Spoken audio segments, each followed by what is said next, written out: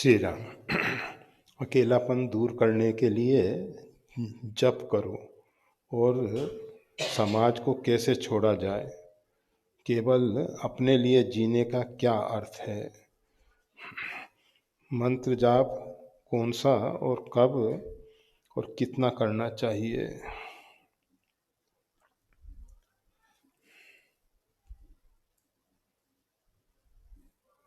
इस विषय में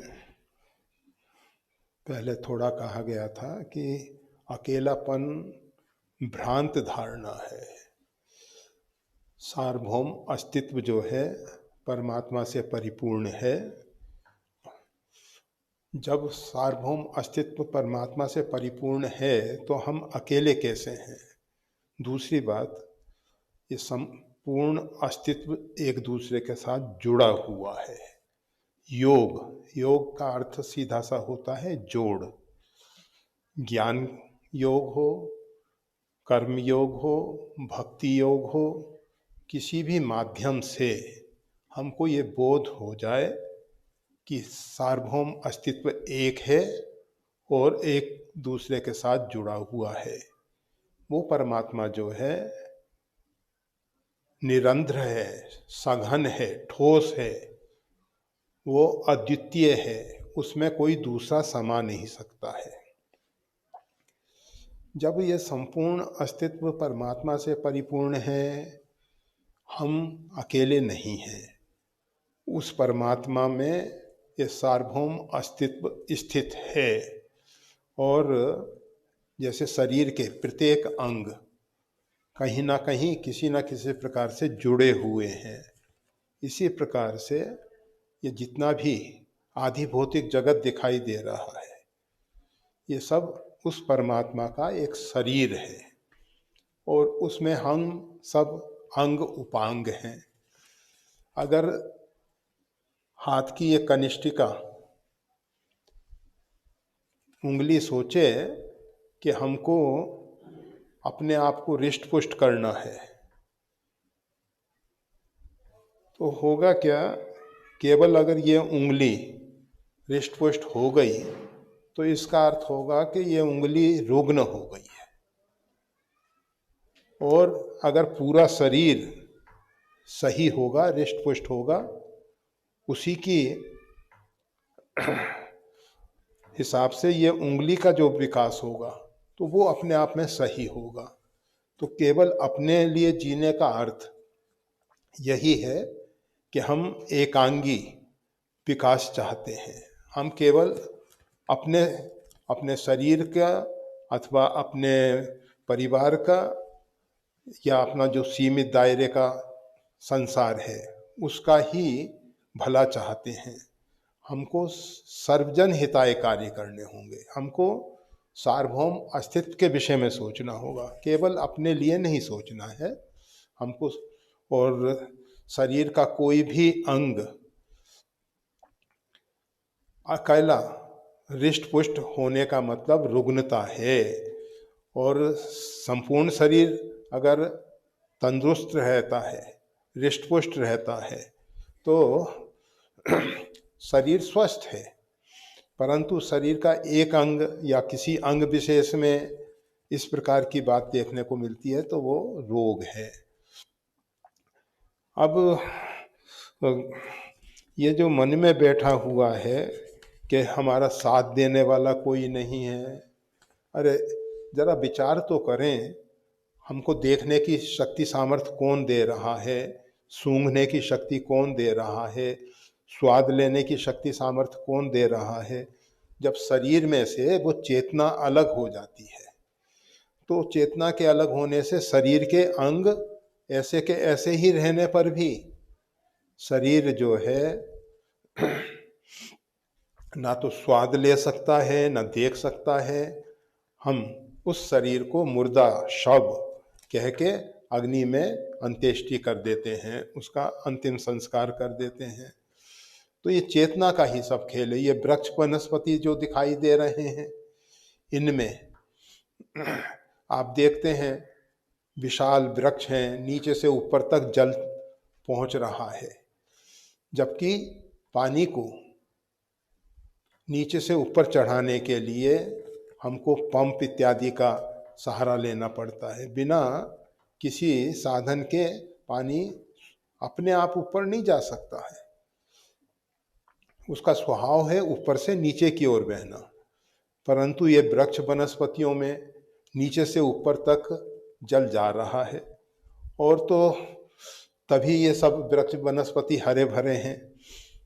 वैसे नारियल जैसे वृक्ष में आप देखेंगे, नारियल का वृक्ष काफ़ी ऊंचा है और उसके फल में पानी आ रहा है। कहाँ, वो तो बिल्कुल स्पष्ट पानी है। तो वो कहाँ से पहुंच रहा है? नीचे से ऊपर जा रहा है, भूमि में से उसकी जड़ें जो हैं जल ले रही हैं। परंतु वो वृक्ष जब मर जाता है, जब वो वृक्ष मर जाता है तो हम उसकी जड़ में कितना ही पानी डालें, ऊपर नहीं जा सकता। तो ये सब खेल चेतन का चल रहा है, हमारे अंदर बाहर सब जगह वो चेतन की चेतना से ही सब चल रहे हैं। तो अगर वो चेतना हमको सहायता नहीं करती तो हमारा अस्तित्व ही नहीं रहता, हमारा जीवन ही नहीं रहता। इसलिए कभी भी भूल के ये नहीं सोचना चाहिए कि हम अकेले हैं, हमारे साथ परमात्मा हैं। परमात्मा की चेतना से जीवात्मा चेतन हो रहा है, जीवात्मा की चेतना से देवता चेतन होते हैं, देवताओं की चेतना से शरीर के अंग उपांग चेतन होते हैं और उनके द्वारा क्रियाएं होती हैं। तो ये सब खेल उस परमात्मा का ही चल रहा है। परमात्मा, अब हमने जैसा कहा, सब जुड़े हुए हैं। हमको लगता है कि पृथ्वी और सूर्य दूर दूर हैं, परंतु वास्तविकता क्या है? सूर्य के द्वारा जो ऊष्मा आती है, गर्मी आती है, उससे हम सब को जीवन मिल रहा है।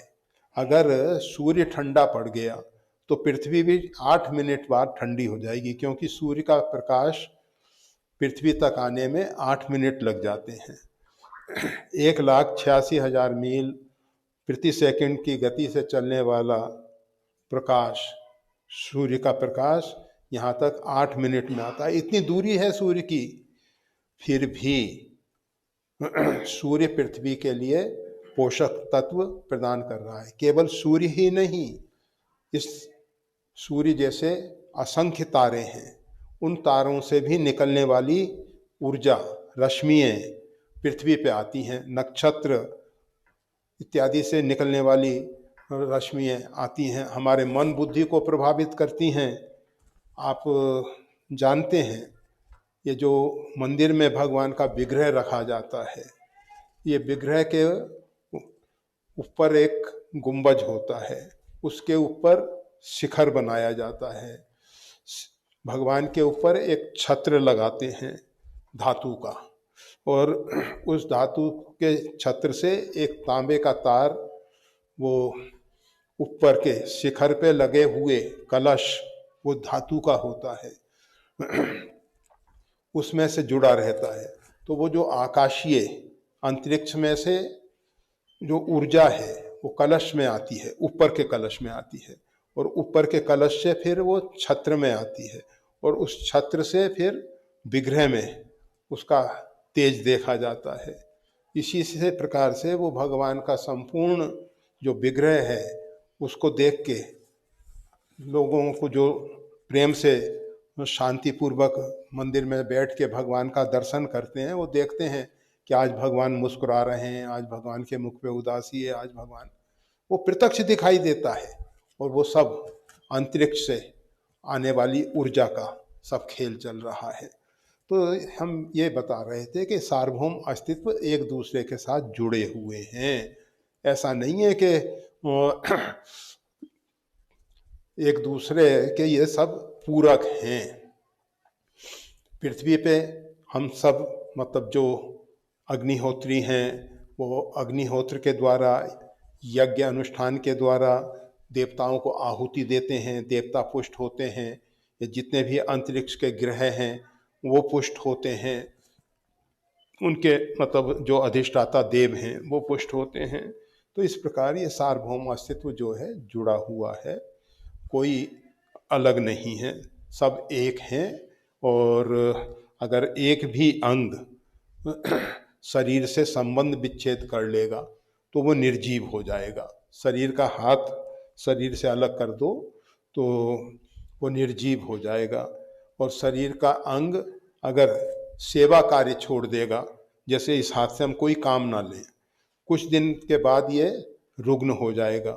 इसी प्रकार से जो सार्वभौम अस्तित्व अर्थात उसको हम परमात्मा कहते हैं, उस परमात्मा की जो सेवा नहीं करते हैं वो रुग्ण हो जाते हैं, उनके जीवन में अशांति आ जाती है। और जो परमात्मा की सेवा में अपने आप को समर्पित कर रखे हैं, जिस प्रकार से शरीर का अंग जो सेवा कर रहा है वो स्वस्थ है। तो ये जीव जो है, हम सब जो हैं, मानव जो हैं, उन सब का दायित्व है, कर्तव्य है कि सार्वभौम अस्तित्व की अर्थात परमात्मा की सेवा में अपने आप को समर्पित करें। और परमात्मा से संबंध विच्छेद करने से हम निर्जीव हो जाएंगे। परमात्मा किसी के साथ संबंध नहीं तोड़ते हैं, हम परमात्मा से अलग हो जाते हैं, हम मान लेते हैं। और हमारी जो मान्यता है, हमारी जो धारणा है, वो ही हमको परमात्मा से अलग कर देती है। तो अब मंत्र जाप कौन सा और कब और कितना करना चाहिए, इस विषय में सनत कुमार संहिता में लिखा हुआ है। भगवान व्यास जी से उत्तर मीमांसा के रचयिता भगवान वेद व्यास, कृष्ण द्वैपायन,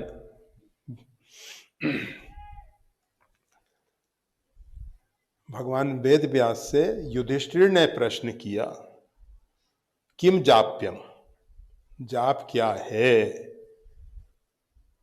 तो उन्होंने, भगवान वेद व्यास ने बताया, श्री रामेति परम जाप्यम तारकम ब्रह्म संज्ञकम, श्री रामेति जना ये जपंती च सर्वदा तेषाम भुक्तिश्च मुक्तिश्च भविष्यति न संशया। श्री राम जो है ये परम जाप है, ये साक्षात ब्रह्म का साक्षात्कार कराने वाला है, आत्मबोध की प्राप्ति कराने वाला है, अपने आप को सृष्टि के रहस्य को उद्घाटित करने वाला है। श्री रामेति जना ये जपंती च सर्वदा, जो श्री राम हमेशा जपते रहते हैं। धन्यास्ते कीर्तिनः पिबंती सत्तम श्री राम नामामृतम, वो धन्य हो जाते हैं जो राम नाम अमृत का पान करते हैं, जो राम नाम हमेशा जपते हैं। तेषाम भुक्तिश्चा, उनको पृथ्वी पे जो आवश्यकताएं हैं उनकी पूर्ति भगवान करते हैं। और उसके साथ साथ उनका परलोक भी सुधर जाता है, अर्थात इस शरीर के जीवन के बाद दूसरा जीवन जो मिलता है। वैसे तो जीव का जीवन तो शाश्वत है, परंतु शरीर बदलते रहते हैं। तो एक शरीर के बाद दूसरा शरीर का जब जीवन प्रारंभ होता है तो उसके लिए ये जो हमने वर्तमान में जप किया है वो कल्याण करता है, वो कल्याण करता है।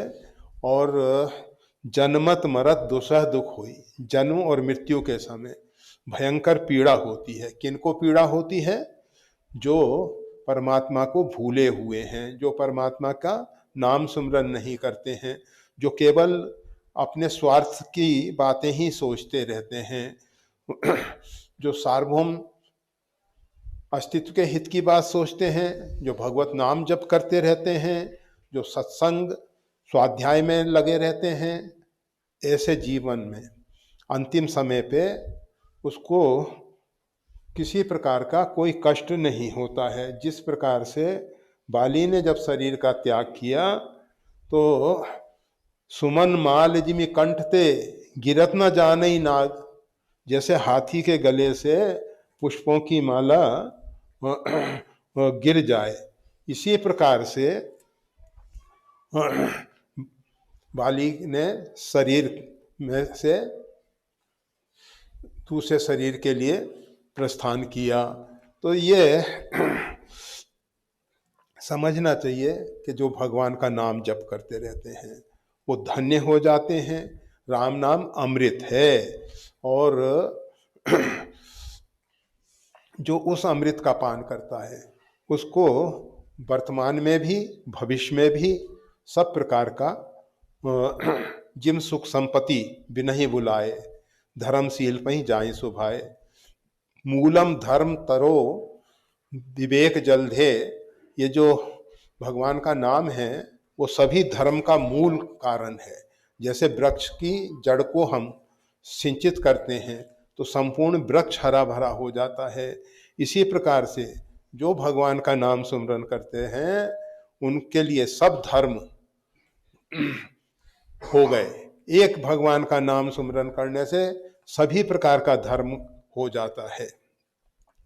कल्याणानाम निधानम कलिमल मथनम पावनम पावनानाम, जो कली के मल को दूर करने वाला है, जो कली में तामस बहुत रजोगुण थोड़ा, चारों तरफ विरोधाभास है, चारों तरफ एक दूसरे के प्रति घृणा है, द्वेष है, अनेक अनेक प्रकार की हीन भावनाओं से ये जीव भरा हुआ है। ये जो कली का प्रभाव है, इस प्रभाव से भगवान का नाम हमको दूर करके पवित्र कर देता है। और भगवान का नाम ऐसा है जो पवित्र को भी पवित्र करने वाला है। जैसे गंगा पवित्र करती है और उस गंगा को पवित्र करने वाला भगवान का नाम है। तो बस श्री रामेति परम जाप्यम। अब कितना जप करना चाहिए? वैसे 21,672 श्वास प्रत्येक दिन हम लेते हैं, तो श्वास प्रति श्वास नाम जपना है। अब वो तो बहुत अभ्यास के बाद हो सकेगा, जब तक वो अभ्यास नहीं है तब तक हमको 21,000 माला से जप लेना चाहिए। और अगर किसी के शरीर की ऐसी स्थिति है कि माला इत्यादि नहीं कर सकता है, तब उनके लिए दूसरे प्रकार से समय को देख के या जिस भी प्रकार से हो सके 21,000 जप रोज कर लेना चाहिए। और अगर इतना जप करता है तो एक दिन के लिए वो ठीक है, परंतु हमने जन्म से लेके अभी तक बहुत जप नहीं किया है तो वो हम अभी कर्जदार हैं। तो उतना जप पूर्ति करने के लिए 21,672 श्वास रोज ले रहे हैं। उसमें भी बहुत से कार्यों में श्वास ज़्यादा खर्च होती है तो हमारी आयु घट जाती है। और हमारे, क्योंकि परमात्मा ने जो आयु दी है वो हमको श्वास में दी है, इसलिए हम जितनी श्वास खर्च करते हैं उतनी आयु हमारी घटती जाती है। और जितना हम श्वास को बचाएं उतनी उम्र बढ़ सकती है। पहले योगी जो हैं बहुत दीर्घ आयु वाले होते थे, तो उसके पीछे कारण यही था कि वो प्राणायाम इत्यादि के द्वारा, संयम के द्वारा श्वास को बढ़ाते थे। राम नाम अमृत को वो अपने नाभि में संग्रहित करते थे और वो अमृत संग्रहित होने से फिर ना तो काल उनके नजदीक आता था न रोग। शरीर के प्रारब्ध को भोगना अनिवार्य है, पूर्व के किए हुए कर्मों का, परंतु वर्तमान में उनके द्वारा कोई ऐसा कर्म नहीं होता था जिससे उनका शरीर रुग्ण हो। तो इस प्रकार से भगवान का नाम जो है अधिक से अधिक संख्या में जपना चाहिए, जितना हो सके, जितना हमको समय मिले उसका पूरा पूरा सदुपयोग कर लेना चाहिए। सुषुम्ना नाड़ी अधिक समय तक चले उसके लिए क्या उपाय करना चाहिए?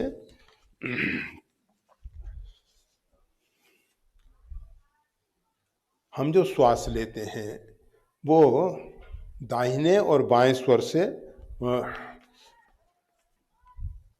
अंदर प्रवेश करती है, फिर आगे चल के वो फेफड़ों इत्यादि में भी जाती है और जो सूक्ष्म नाड़ियाँ हैं उनके अंदर भी जाती है।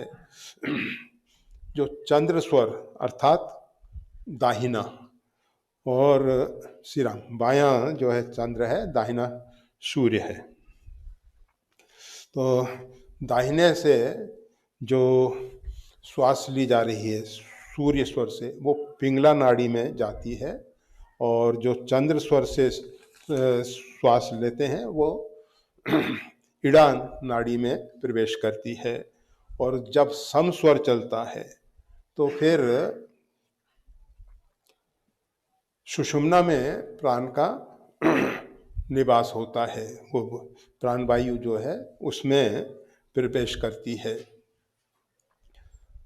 प्राणायाम के द्वारा अनुलोम विलोम प्राणायाम करके सम स्वर लाया जा सकता है। वैसे स्वस्थ शरीर में एक एक घंटे बाद कुछ कुछ क्षण ऐसे आते हैं जब थोड़ी देर के लिए सम स्वर चलता है, और संध्या काल में ये लंबे समय तक चलता है। संध्या काल प्रातःकालीन, मध्याह्न की और सायंकालीन, तीनों संध्याओं में, और जब जब संधि काल होता है तब तक ये स्वर भी सम चलता है, अर्थात सुषुम्ना में। फिर साधन करके ध्यान के द्वारा और कुछ आसन विशेष के द्वारा, चित्तवृत्ति के द्वारा स्वर को बदला जा सकता है। वैसे लेटने से भी स्वर को बदला जा सकता है, परंतु बैठे बैठे स्वर को बदलना है तो उसके लिए चित्तवृत्ति के द्वारा और योग के साधन के द्वारा सुषुम्ना में अधिक से अधिक श्वास को ले जाया जा सकता है। अगर सूर्य स्वर चल रहा है, वैसे बहुत से नाक में रुई लगा के एक छिद्र को बंद करके अनेक अनेक प्रकार के प्रयोग करते हैं। ये स्वरोदय जो है उसको प्रातःकाल उठ के देखना चाहिए, और फिर तिथि के हिसाब से, चंद्रमा की स्थिति के हिसाब से और सूर्य की स्थिति के हिसाब से वो स्वर को पकड़ना होता है। कितनी दूरी का स्वर, कौन कौन से 5 तत्व हैं, तो उन 5 तत्वों का उसमें स्थान होता है। तो बस सब इसका थोड़ा अभ्यास करना पड़ता है, और इसका अभ्यास करने के बाद सुषुम्ना में अधिक से अधिक हम स्वर को एक रख सकते हैं, अर्थात प्राण उसमें निवास करेगा। और वैसे मन हमारा अगर शांत रहेगा तो उस स्थिति में भी सुषुम्ना में बहुत अधिक समय तक शांत रहेगा, परंतु मन को स्थिर करना जरा कठिन होता है। इसलिए प्राणायाम इत्यादि के द्वारा सीधे स्वर को ही सुषुम्ना में लाने की कोशिश करनी चाहिए।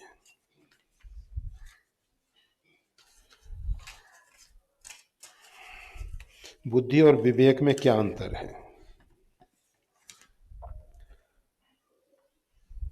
बुद्धि जो है वो किसी भी प्रकार से हमको एक समझ देती है, और किस प्रकार से क्या करना है, कैसा है, इस प्रकार का हमको समझ आती है। जो हम मन में संकल्प विकल्प करते हैं, मन में अनेक प्रकार की तरंगें आंदोलित होती हैं, ये कर लें, ये कर लें, ऐसा कर लें, ऐसा कर लें, उसमें बुद्धि जो है निर्णायक बन के, हमारे जो संकल्प विकल्प हैं उसमें बुद्धि निर्णायक बन के निर्णय देती है कि ये करो, ये नहीं करो। वैसे शास्त्रों में भी इस प्रकार की व्यवस्था है, परंतु हम अपने अंदर ही हमारे जैसे पूर्व के संस्कार हैं, उन संस्कारों के अनुसार निर्णय ले लेते हैं। वो ये जो निर्णय का काम है ये बुद्धि का काम है। वैसे मन, बुद्धि, चित्त और अहंकार, ये जो अंतःकरण चतुष्टय है ये एक ही है। ये 4 कहे जाते हैं कार्य भेद से।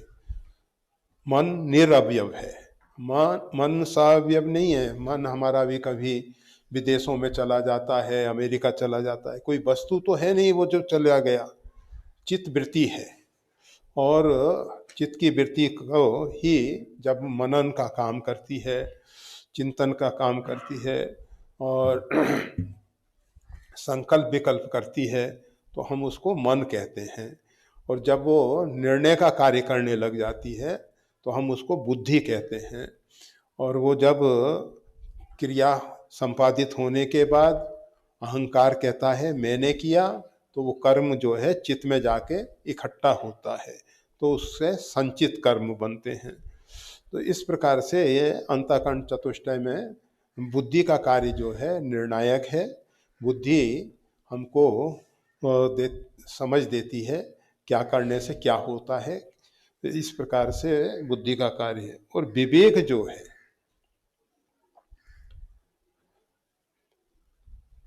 नित्य और अनित्य का भेद बताता है।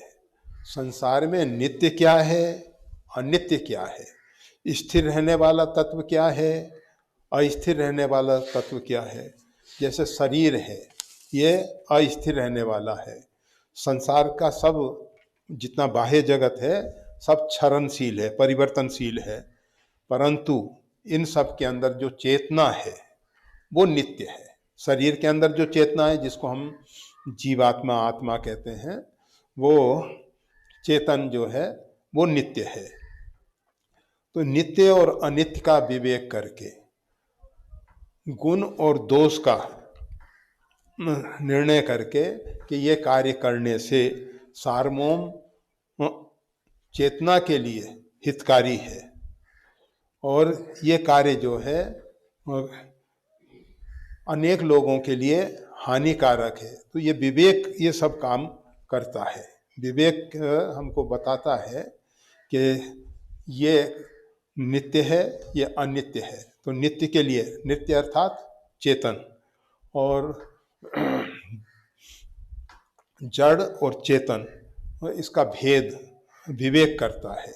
तो हम जो दिन रात शरीर की मीमांसा में लगे रहते हैं, उससे उठ के आत्ममीमांसा मतलब अपने स्वरूप का विषय में चिंतन, और चिंतन करके कि मैं जो वास्तविकता है, ऊपर से लादा हुआ ज्ञान बोझ, उस बोझ को लादने की जरूरत नहीं है। अंदर से बोध की प्राप्ति होनी चाहिए कि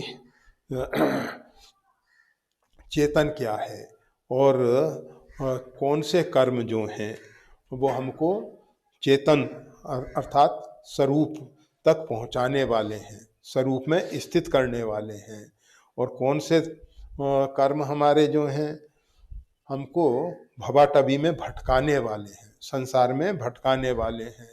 अहंकार से भर के जितने भी कर्म किए जाते हैं, अभिमान से भर के जो कुछ भी कार्य किया जाता है, वो सब हमको बंधन में डालने वाला है।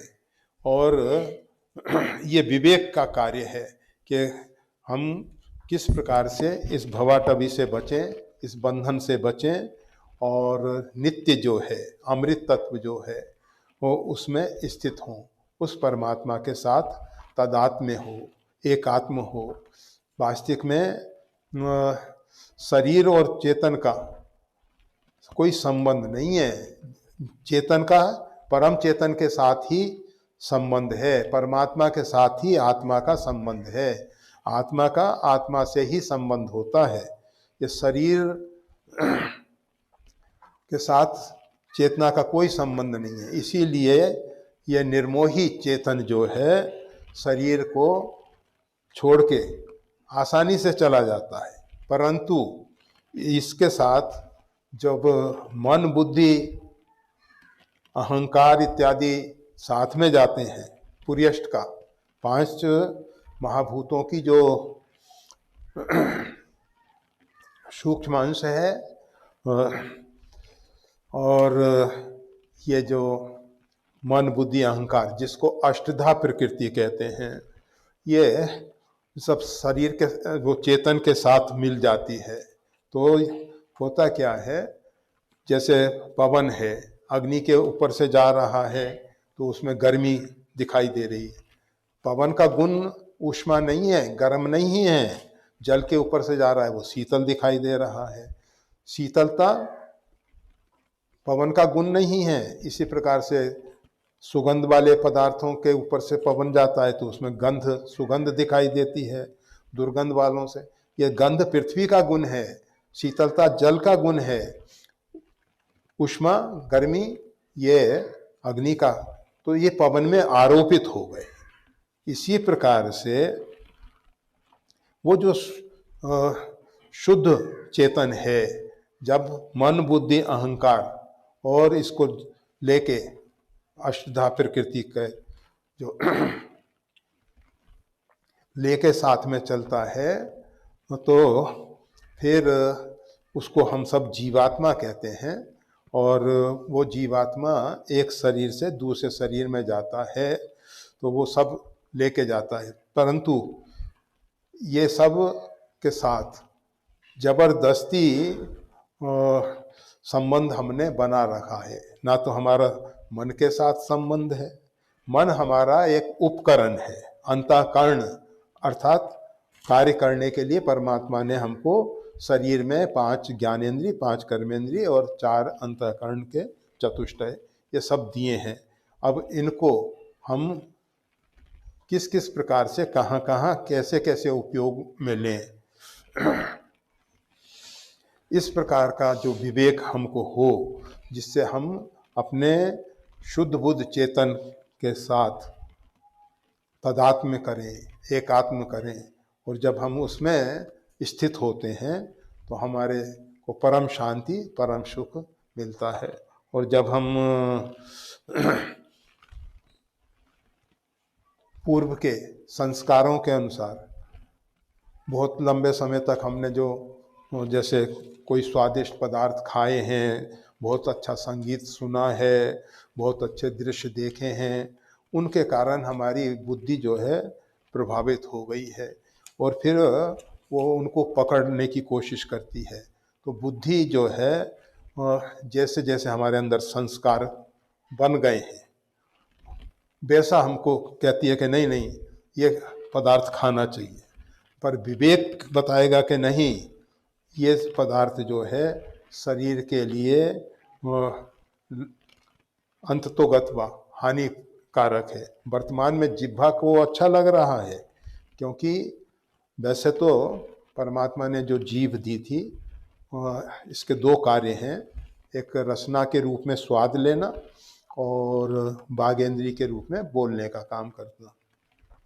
तो ये स्वाद लेने में प्रकृति ने जो शरीर में जिन जिन तत्वों की कमी होती थी, उन तत्वों की पूर्ति के लिए वो स्वाद हमको अच्छे लगते थे, परंतु हमने उसको दग्ध कर दिया।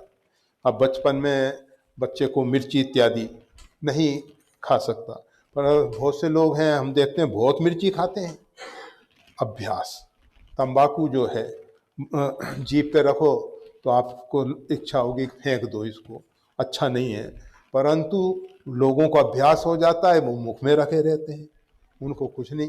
तो ये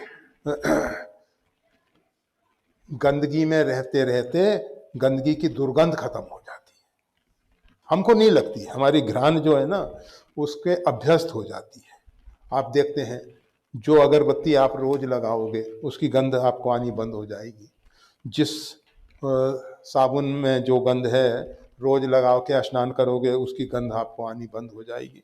तो इस प्रकार से ये जीभ आपकी दग्ध हो जाती है, इंद्रियां जो हैं दग्ध हो जाती हैं, और वो दग्ध होके फिर रुचि के अनुसार वो चीज़ें मांगने लगती हैं। तो विवेक जो है हमको बताता है कि नहीं, इनकी रुचि की बातों को नहीं स्वीकार करो।